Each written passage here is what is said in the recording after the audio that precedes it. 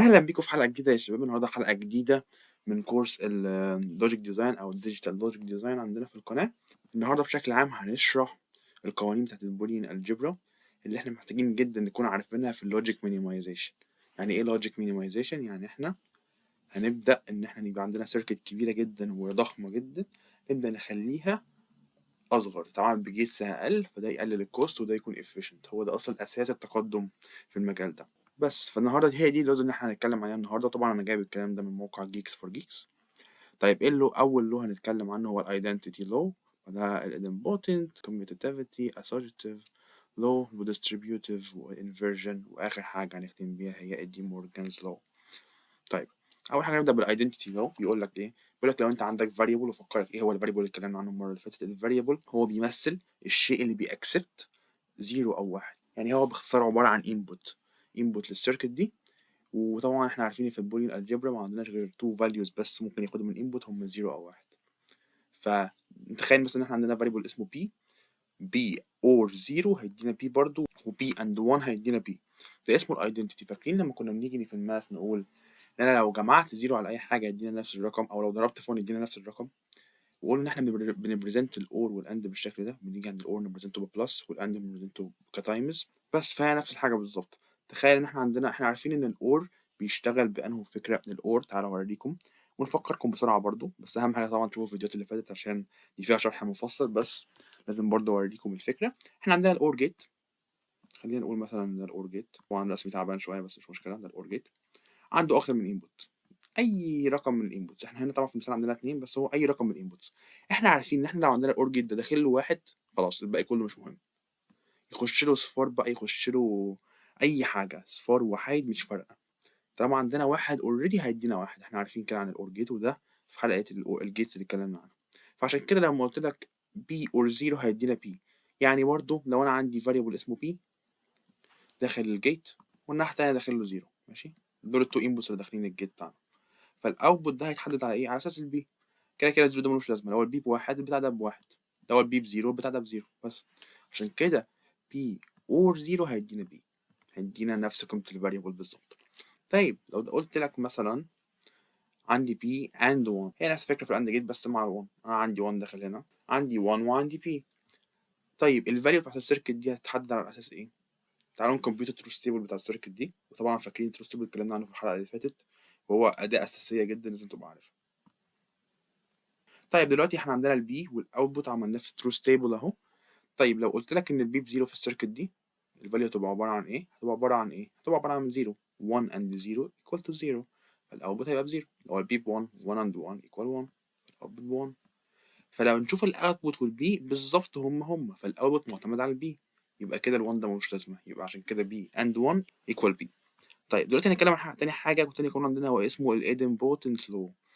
طيب ايه الادمبوتنت لو؟ وده ممكن ما يميكس سنس شويه عشان هو مش موجود في الماس اللي احنا درسناه في الجامعه او درسناه في المدرسه في الفتره اللي فاتت دي.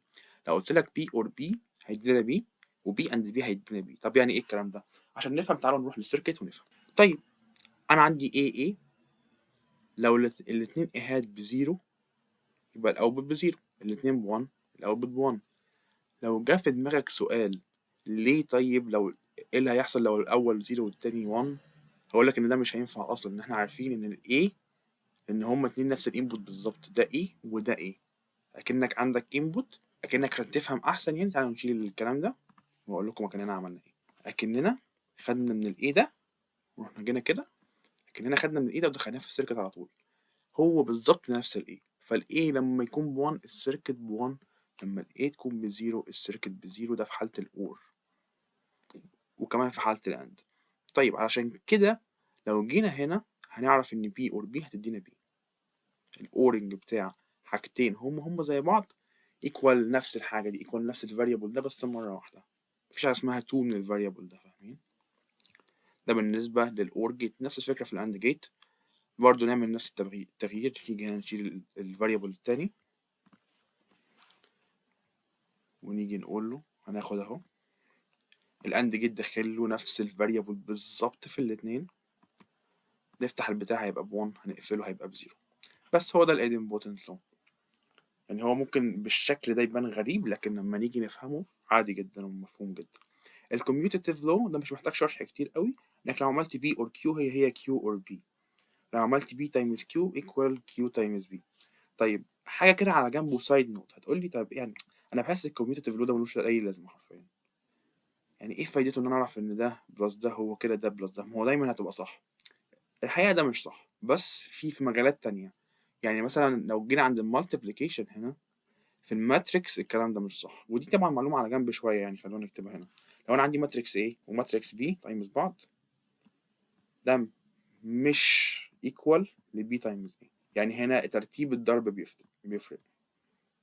وكمان قدام اكتر لو خدتوا حاجات متقدمه شويه زي مودرن الجبرا هيجيلكم نفس الفكره دي، ان انت دايما لازم تبقى اخد بالك اذا كان A B هي B A ولا لا، او A بلس B هي B بلس A ولا لا. لكن هنا في البولين الجبرا ما عندناش اي مشكله، الدنيا تمام، كوميوتيتيف لو شغال، عندنا B بلس Q ايكوال Q بلس B، وB تايمز Q ايكوال Q تايمز B، يعني انك تعمل اند الحاجتين مع بعض مش هيفرق ايه اللي دخلته الاول السيركت او عملت اور، نفس الفكره. نفس الكيس مع الاسوشيتيف لو، لو انا جيت قلت لك P بلس Q بلس R هي P بلس Q بلس R، يعني انك تعمل الاوردنج بتاع Q والR الاول، مش هتفرق لو عملته B و Q الاول، مش هتفرق خالص. لو عملت اندنج لل Q والR الاول هي نفس الفكرة لما تعمل اندنج لل B وال Q الاول. الديستريبيوتيف لو وده لو مهم جدا، بيتكلم عن ان انت عندك B بلس QR equal BQ B times B plus Q times B plus R. دي ممكن ما تميكس سنس قوي برضو، ومحتاجين نفهمها اكتر في سيركت، فعشان كده برضو جهزت لكم سيركت. طيب فنيجي اول حاجه هنا، ده بيمثل ايه؟ ده بيمثل، طيب وتعالوا نعمل الكمبيوتر تروث تيبل، نيجي عند البروجكت انالايز سيركت، بس اوكي، ناخد التيبل، وهنا بي بلس كيو تايمز ار، نيجي برضه نفس الفكره بروجكت، وده نعمل انالايز سيركت، وطبعا علمناكم الفيديو اللي فاتت ازاي نعمل تروث تيبل بالايد، وكمان نعمله بالبرنامج ده. بس ده التروث تيبل التاني، تعالوا نكبره شويه، هو بالظبط، فعشان كده وكده وريناكم ازاي الديستريبيوتيف لو يكون شغال، هما الاتنين زي بعض بالظبط بالتو سيركتس. نرجع كمان مره للسلايدز، طبعا في الاند فورم نفس الفكره، ودي الفورم اللي احنا متعودين عليها في الماس اكتر، ان بي تايمز كيو بلس ار هي بي تايمز كيو بلس بي تايمز ار. طيب الانفرجن لو ده بسيط جدا، نيجيشن ايه هتعمل له نيجيشن تاني هيدينا ايه، فهي نفس الفكره، يعني في الاند وفي الاور هما نفس الفكره، عشان اصلا هنا مفيش ولا اند ولا اور، احنا بنستخدم بس النوت جيت. اخر حاجه بقى عندنا هي دي مورجانز لو.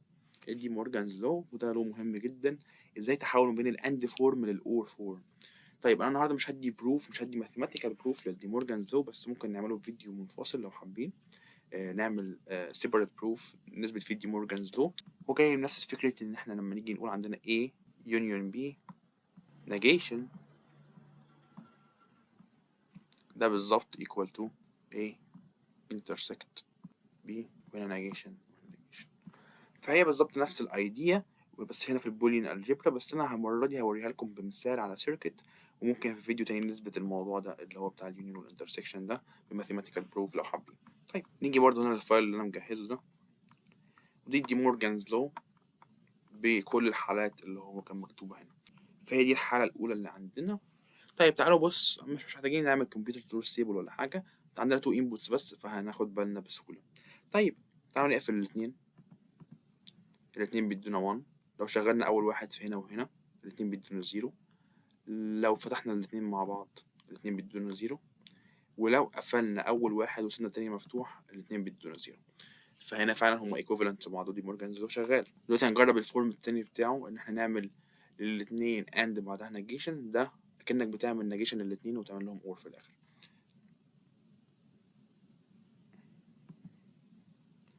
نيجي كمان مرة نجرب، نفتح اخر واحدة بس، نفتح تاني variable، هنلاقي ان الاوتبوت بون في الاتنين، نفتح الاتنين مع بعض هنلاقي الاوتبوت بزيرو، نفتح اول واحدة بس هنلاقي الاوتبوت بون، ولما نقفل الاتنين مع بعض هنلاقي الاوتبوت بون بس، فبرضه هما equivalent لبعض. وهنا بنستخدم لما نقول equivalent هي logically equivalent، هم مش معنى كده ان دي هي دي، هي مش هي، جيتس مختلفة، هنا number of gates أكتر مثلا، لكن الاتنين logically equivalent لبعض، معنى كده ان الاتنين بيطلعوا نفس الاوتبوت under the same inputs بس. فهو ده دي مورجانز لو، وطبعا هنديله بروف كامل في الفيديو اللي جاي لو حابين. طيب هل دي مورجانز لو ده بيشتغل على 2 variables بس؟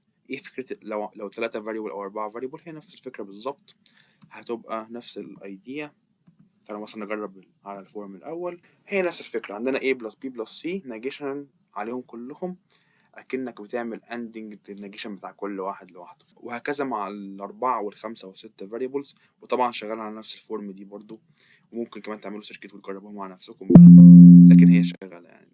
برضه لما يجي يتكلموا عن اللو ده بيقولوا the conjunction of the negation is logically equivalent to the negation of disjunctions. يعني انك تعمل conjunction او تعمل and حاجات معمول لها negation مع بعض، هي logically equivalent انك تعمل negation للديسجنكشن بتاع كل الحاجات مع بعض. طبعا هي نفس الفكرة اللي احنا كاتبينها هنا، بس برضه قلت اقولها لكم بالانجلش او البلين انجلش عشان برضه ممكن تسمعوها قدام. بس فده كان الفيديو بتاعنا النهارده، شكرا جدا ليكم من المشاهدة، متنسونيش باللايك، سبسكرايب، كومنت، شير، وبصوا على الحلقات اللي فاتت كلها وقولوا لي رايكم في السلسلة دي وعايزين نكمل ولا لأ ونشرح ايه كمان. بس شكرا جدا ليكم، مع السلامة.